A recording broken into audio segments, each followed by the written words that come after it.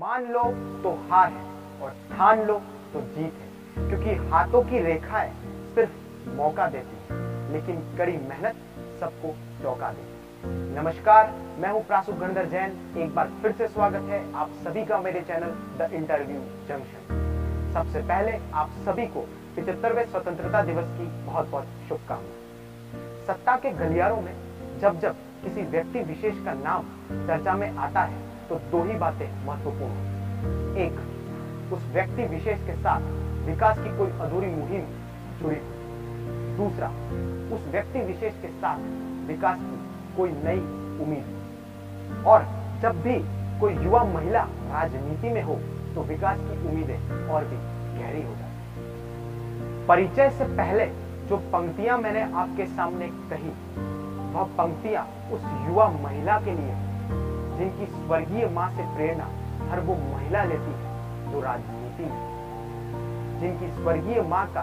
राजनीतिक सफर तिनके से ताज तक का सफर है, जिन्होंने अपना राजनीतिक सफर पार्षद से शुरू किया, उसके बाद उदयपुर से सभापति, उदयपुर से सांसद और राजस्थान सरकार में कैबिनेट मंत्री के रूप में अपना सफर खत्म।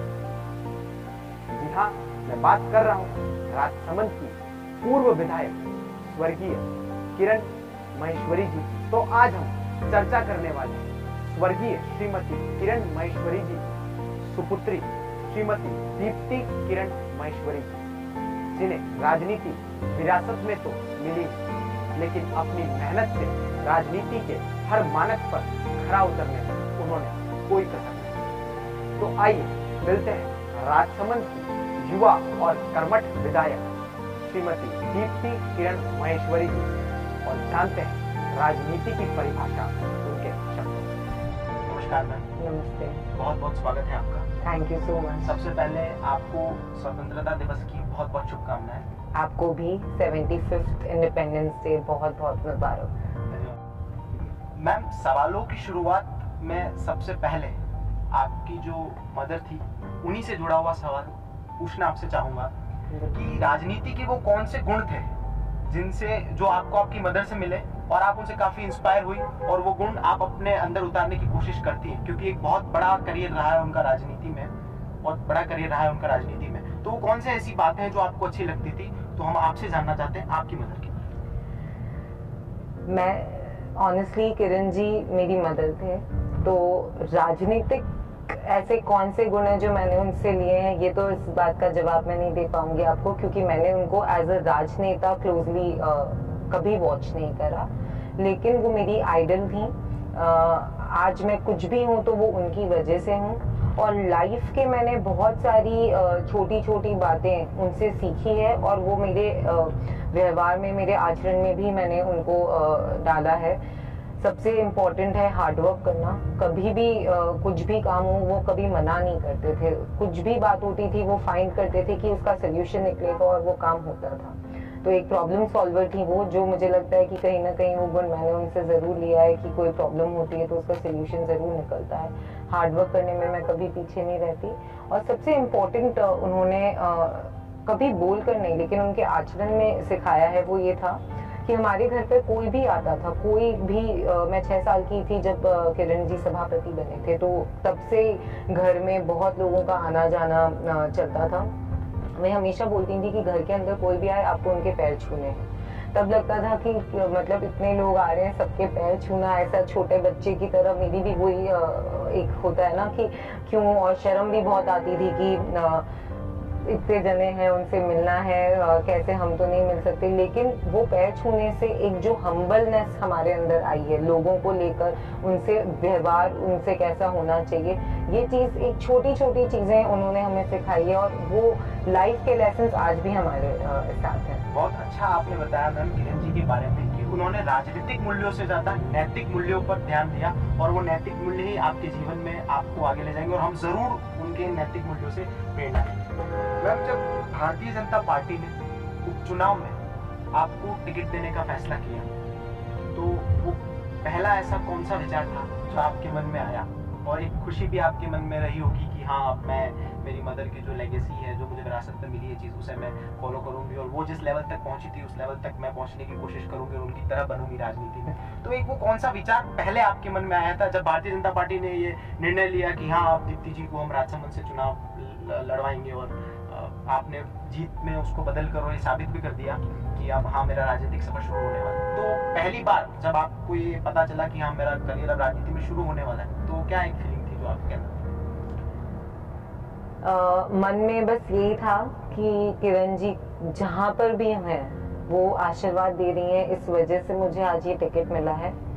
और दूसरा कि जो भी करूँ लाइफ में कभी भी उनको लेट डाउन नहीं करूँ, वो हमेशा जहाँ भी हों वो यही देखें कि मुझ पे प्राउड फील कर सकें। और एक बहुत बड़ी जिम्मेदारी का एहसास उस दिन हुआ था कि कहीं मैं कुछ ऐसा नहीं कर दूं कि उनका नाम, जो राजसमंद उनका पूरा परिवार वो छोड़कर गई हमारे लिए, और पूरा परिवार जिसको हम कहते हैं कि उस तरीके की श्रद्धा है लोगों में, आज भी लोग रोते हैं उनका नाम लेकर। आज भी मैं जब गांव में जाती हूँ, क्षेत्र में लोगों से मिलती हूँ, तो वे किरण जी को याद करके उनकी आंखों में आंसू आ जाते हैं। तो उतनी बड़ी जिम्मेदारी मन में यही था कि मम्मी आप इतनी हिम्मत दो मुझे कि मैं ये सब कुछ कर सकूं और कहीं भी किसी भी अपने बिहेवियर से उनका नाम कम ना हो और ऊंचाइयों पर ही जाए। बहुत अच्छा किरण जी के बारे में आपने बताया कि किरण जी ने कैसे राजसमंद में अपने आप को एस्टेब्लिश किया था और एक प्रखर राजनेता, मुखर राजनेता के रूप में वो हमारे सामने आए।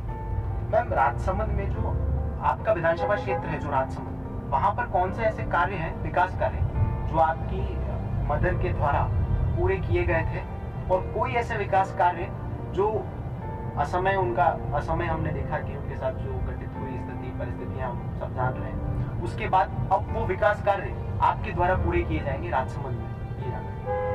राजसमंद में बहुत सारा, एक लंबा टाइम उन्होंने राजसमंद में निकाला है। पहले सांसद थे वे उदयपुर से, तब राजसमंद उदयपुर की कॉन्स्टिट्यूएंसी में ही आता था, और उसके बाद 3 बार वहां से विधायक रही हैं वे।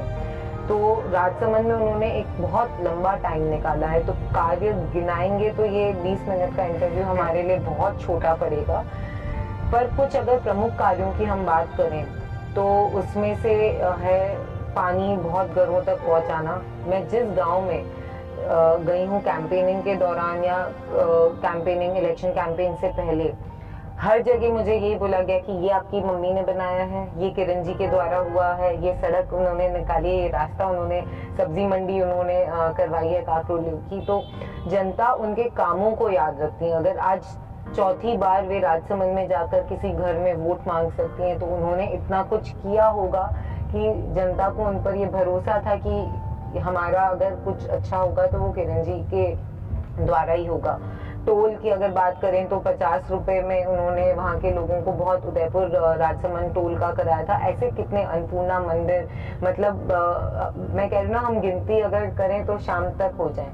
लेकिन कुछ प्रमुख कार्य हैं जो वो बहुत चाहती थी कि वो करे, जिसमें एक बड़ा काम था टूरिज्म, कि राजसमंद भी उदयपुर जितना सुंदर है, उस बहुत अच्छा वहाँ पे स्कोप है कि टूरिज्म बहुत इनवाइट कर सकते हैं। तो उसके लिए क्या कर सकते हैं, रोजगार के लिए वे बहुत निरंतर उसमें प्रयास करती थी कि कोई इंडस्ट्रीज हम बड़ी राजसमंद में ला सके, ताकि यहाँ का यूथ, यहाँ का युवा यहीं एम्प्लॉयमेंट पा सके, उनको कहीं बाहर नहीं जाना पड़े। आफ्टर स्टडिंग, आफ्टर इंजीनियरिंग या कोई भी टाइप का कोर्स करने के बाद वापस अपने घर पर रह सकें, ऐसी इंडस्ट्रीज रोजगार वे चाहती थी कि जनरेट कर सकें। टेक्सटाइल इंडस्ट्री लाएं या कुछ, उनका बहुत ऐसा जिसको कहते हैं उस तरफ वो काम करती थी। द्वारिकाधीश मंदिर से रिंग रोड निकालने का उनका एक सपना था, जिससे कि टूरिज्म अट्रैक्ट होता, कि मेन हाईवे से सीधा द्वारिकाधीश मंदिर पहुंचे, क्योंकि अप्रोच पुराना मंदिर है तो अप्रोच बहुत नैरो सड़कें। तो ऐसे कितने बड़े और प्रमुख काम थे जो अधूरे रह गए हैं, और मैं और हमारी जो सांसद साहिबाएं दिया जी, हम लोग मिलकर डेफिनेटली वो सब चीजें राजसमंद के लिए कोशिश करेंगे कि हम कर सकें। एक अहम सवाल अगर मैं कहूँ इस सवाल को, तो इसमें मुझे कोई दोहराए नहीं लगता है। तो ये मेरा सवाल आपसे जुड़ा हुआ है कि अब आपने राजनीति में कदम रख लिया है, जीत भी हासिल कर ली है राजसमंद से, तो अगर मैं एक्सपेक्ट करूं दीप्ति किरण माहेश्वरी को आगे चलकर राजनीति में, तो आप अपने आप को किस जगह पर एक्सपेक्ट कर सकती हैं कि I will be on that place? क्योंकि हर नेता का एक ख्वाब होता है, उसके सामने एक मोटिव होता है कि हाँ मुझे इस प्लेस तक पहुंचना है। तो वो कोई एक प्लेस जो आपने सोच रखा हो या फिर आपके कोई आगे का विजन?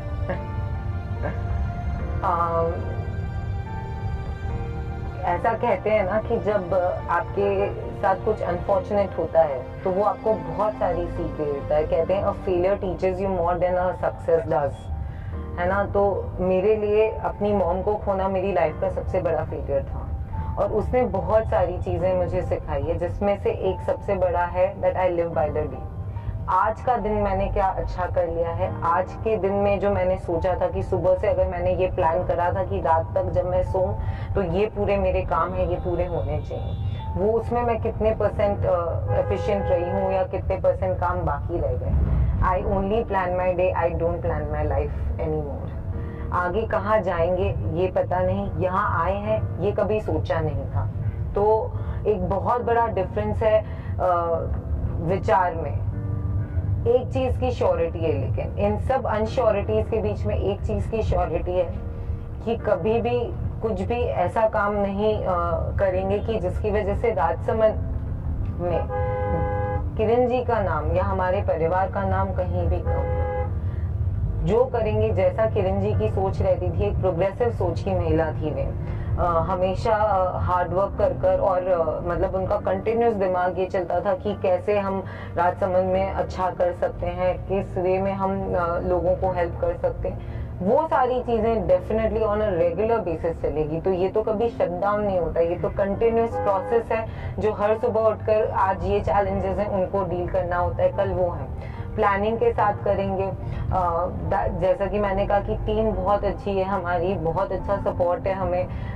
हमारे विधायक सुरेंद्र सिंह जी अगर क्षेत्र के पास मैं बात करूं उनकी, या दिया जी का बोले, या केंद्र सरकार का हमारा बहुत अच्छा सहयोग है। तो उस हिसाब से काम बहुत हेल्प करेगा हमें राजसमंद की जनता के लिए लाने के लिए। लेकिन अगर आप मुझे ये पूछें कि 2.5 साल बाद अगर मैं अपने आप को कहाँ देखती हूँ, तो आज भी अगर मैं यहाँ पर हूँ तो वो राजसमंद की जनता की वजह से है। ये जो आशीर्वाद जनता ने मुझे दिया है ये सिर्फ किरण जी के वजह से मिला है और उनका आशीर्वाद जनता के वोटों के रूप में मुझे प्राप्त हुआ है। 2.5 साल बाद अगर जनता चाहेगी तो वही होगा जो जनता चाहती है। हमारे तो वैसे भी पॉलिटिक्स में कहते हैं ना कि आपकी mass is the main leader. हम लोग कुछ नहीं, जैसा वे चाहेंगे वैसा होगा। तो 2.5 साल बाद आज सही कर लूं, ये 2.5 साल कितने अच्छे यूटिलाइज कर लूं वो सोचती हूँ। बहुत अच्छी बात आपने बताई ma'am. You are preparing for a day. मैं एक दिन के लिए प्रिपेयर करती हूँ, कभी भी मैं आगे के लिए नहीं प्रिपेयर करती। जो चीज़ मेरे सामने मैं उसे अच्छी तरीके से करने की कोशिश करती हूँ। एक मेरा पर्सनली सवाल जो मैंने अभी बनाया है, जहाँ पर हम मिले थे, जहाँ पर मैंने आपसे बात करी थी इस इंटरव्यू के लिए, अरावली ग्रुप ऑफ इंस्टीट्यूट जो है नर्सिंग कॉलेज, जिसके जो डायरेक्टर हैं गोविंद जी, उस इंस्टीट्यूट के बारे में कुछ ऐसी चीज़ जो आपको सबसे ज़्यादा अच्छी लगी हो, और गोविंद जी डायरेक्टर साहब के बारे में जो आपके ब्रदर हैं, जो आपको सिस्टर मानते हैं, तो उनके बारे में कोई अच्छी चीज़ या उनसे जो आपको प्रेरणा मिलती हो उस इंस्टीट्यूट के बारे में? अरावली नर्सिंग इंस्टीट्यूट 2006 तक था भी नहीं। 2006 में they started the college and एक कर जो उन्होंने बिल्ड कर आज अपना इतना बड़ा इंस्टीट्यूट बनाया है। तो डेफिनेटली वो एक इंस्पिरेशन का वे है कि आप छोटे छोटे कदम रखकर भी ऊंचाइयों पर पहुंच सकते हो। ये चीज गोविंद भैया ने भी सिखाई है, उनके एटीट्यूड में भी बहुत रहती है। और ये कॉलेज निशा जी और गोविंद जी ने मिलकर जो हार्ड वर्क करा है, और जिसको कहते हैं ना वो सेल्फ मेड हम कहते हैं, तो उन लोगों से इंस्पिरेशन लेने का मजा ही अलग होता है। क्योंकि उनके जो चैलेंजेस रहे, कुछ नहीं होता है जब आपके हाथ में और आप एक एक तिनका से पूरा घर बनाते हैं। मेरे लिए अरावली नर्सिंग इंस्टीट्यूट उस हिसाब से है। बहुत अच्छा मोटिवेटिंग स्टोरी आपने बताई, short and sweet, Aravali institute के बारे में। मैम एक आखिरी सवाल है मेरा आपसे कि केंद्र सरकार जो योजनाएं चला रही है, बेटी बचाओ बेटी पढ़ाओ, जो बेटियों से रिलेटेड योजनाएं हैं जितनी भी केंद्र सरकार की, और आप खुद एक महिला हैं, एक युवा महिला हैं और राजनीति में है, तो कोई आपका एक विजन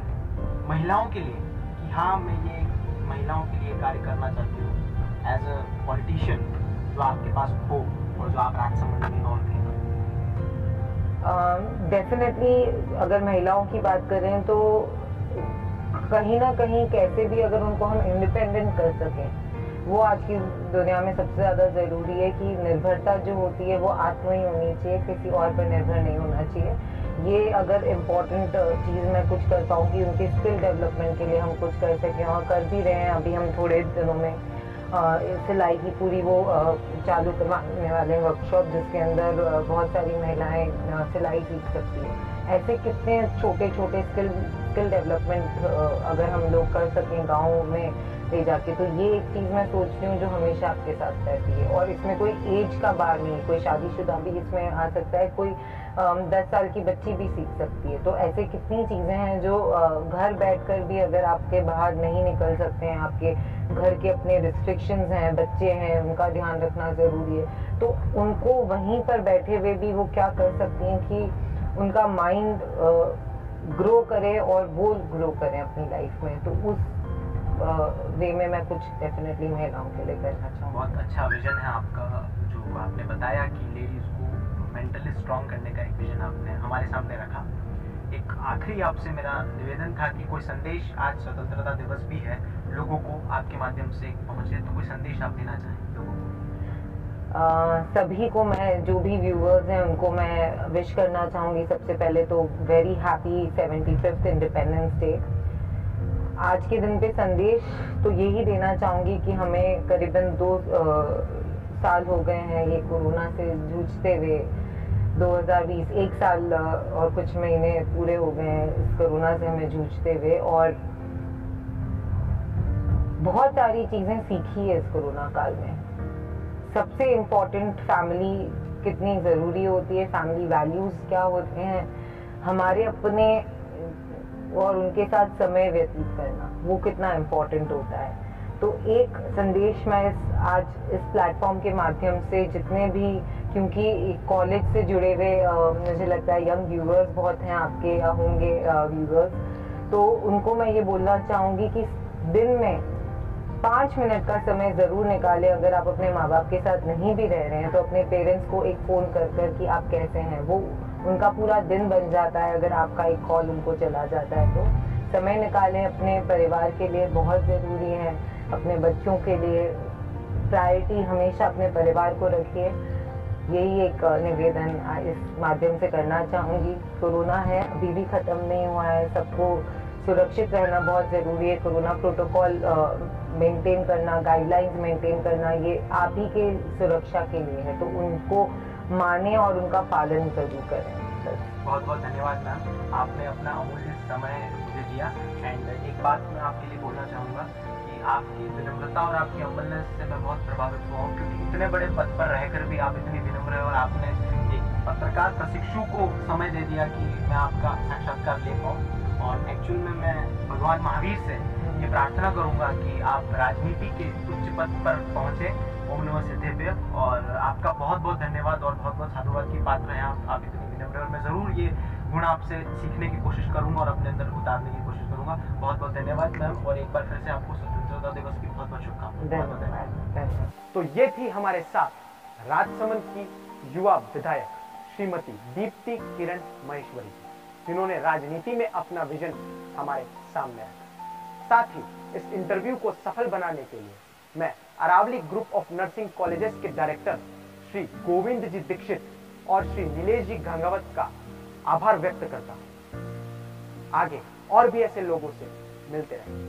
तब तक के लिए अपना ध्यान रखें, सुरक्षित रहें, सामाजिक दूरी बनाए रखें। अंत में आप सभी को 75वें स्वतंत्रता दिवस की बहुत बहुत शुभकामनाएं। नमस्कार, धन्यवाद, जय हिंद।